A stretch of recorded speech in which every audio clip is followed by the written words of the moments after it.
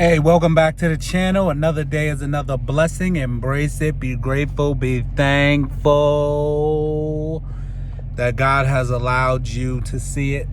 See, I got that sweet greens.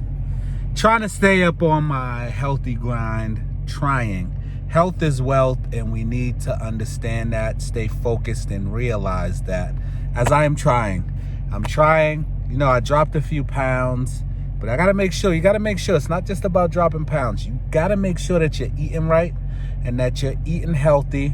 If this is your first time coming to the channel, do me a favor. Hit the like button, hit the notification, and hit that subscribe button so that you will know every time that I post a video. So, what am I doing today? It's Saturday morning and I'm running around picking up sneakers. This is the Sneaker Dojo. And I forgot my camera at home, which is why I am using my cell phone. So if it looks like I'm looking over there and I'm looking over here, it's because sometimes I don't know where I'm supposed to look when I'm using my cell phone.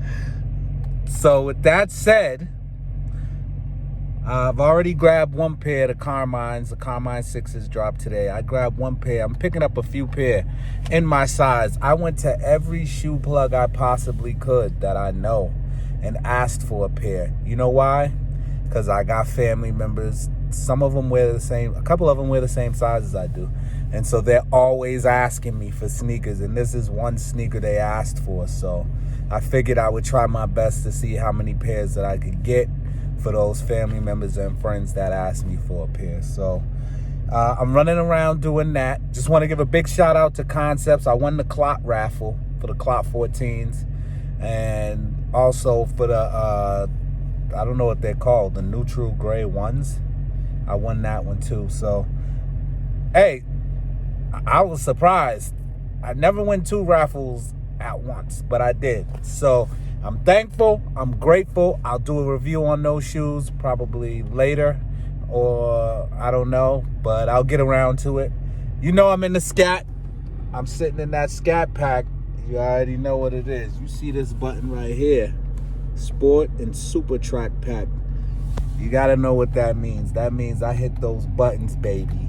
It can get serious in here. Matter of fact, let me hit them right now just so you can take a look at what it looks like. All right, so it's saying now that I got the traction control on. Oh, give me 1 second, because I remote started my car after picking my juice up. All right, now hit that sport button. See that? It's saying that traction control sport. You could take it off, but if I go in the Super Track Pack, boom, look at what it does.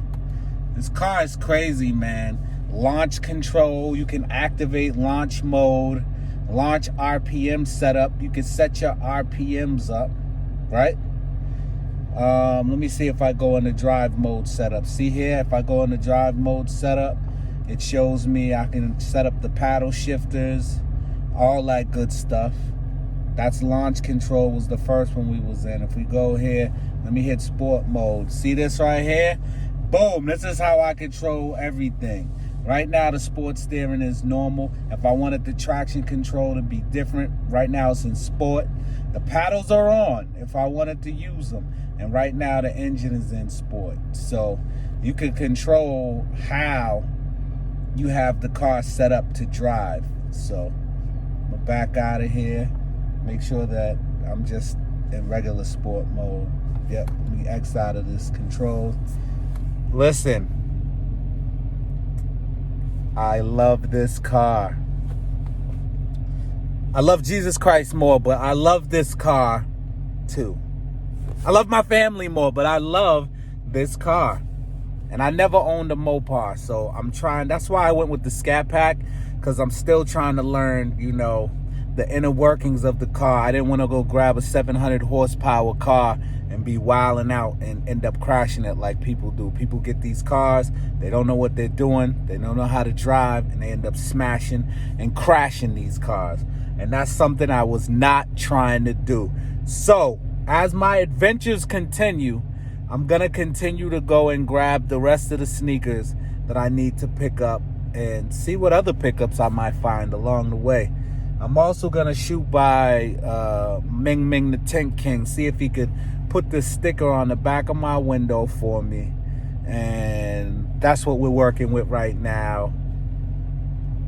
Lego. Always, This guy's in here running his mouth. it's always about the nostalgia, man. Like, I couldn't afford them, I want them now. I don't care how much they are. I could afford them now. I could take a hit. I could buy them. we're sitting here, we're talking about sneakers. We come from an era that when the first Jordan 1 came out, we were around. I remember going to buy the Jordan 6s, the infrareds, at Foot Locker the day after they came out, and then taking myself to boarding school on the train with them on. Like, it was that simple. I went to Arsenal Mall, I got them at Foot Locker, put them on in the store, and then took the train back to boarding school. I remember going into Foot Locker back when A and all them were locked up and saying, let me get the cement white Jordan 3s in these 6 sizes. I was buying sneakers for people who were in prison. So I would get the sneakers, of course get myself 2 pairs because I would always double up. Oh, Clark Kent, that was my favorite. I was like, that was when I was a broke college student. He would buy one to wear, one to stash. I remember being in Atlanta. For those who don't know, this is my cousin Dave. When I was in Atlanta, visiting him at Morehouse, and I remember the Jordan 9s were coming out. Oh, me, you and Derek. And there was the black and white. You're going to have to put the photo on. Jordan 9s that were coming out. And me, him, and Farnsworth Bentley, which was his roommate at school. I remember we were like all talking about Jordans. We were big on polo and everything back then. So I remember flying down there to hang out with them. And I was like, yo, the Jordans come out. They were like, yeah, we're going to go to, what was it, the Underground? Yeah, I think we went to Champs. Nah, we went to a like a mom and pop shop. We got them from a mom and pop spot. I remember that. Was it Walters? Derek would know.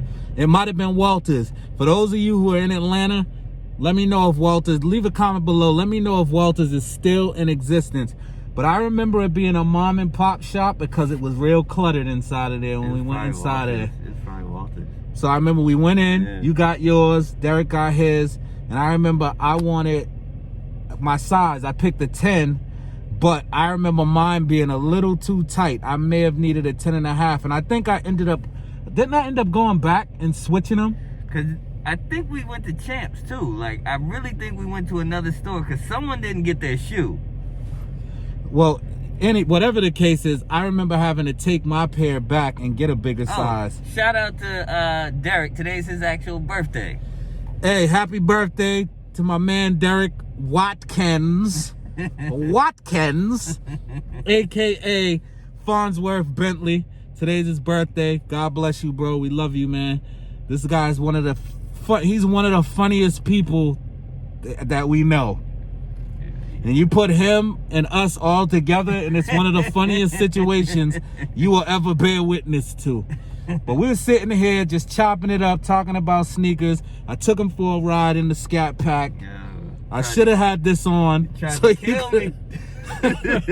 I should have had this on so you could have caught his reaction.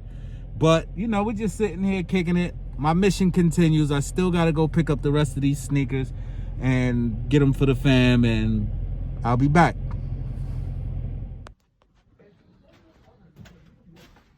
Hey, what you doing back here? Oh, hey. Oh, hold on. Before we even get into anything, I know you didn't think I was going to end this video without doing a sneaker review. I'm always talking about my car.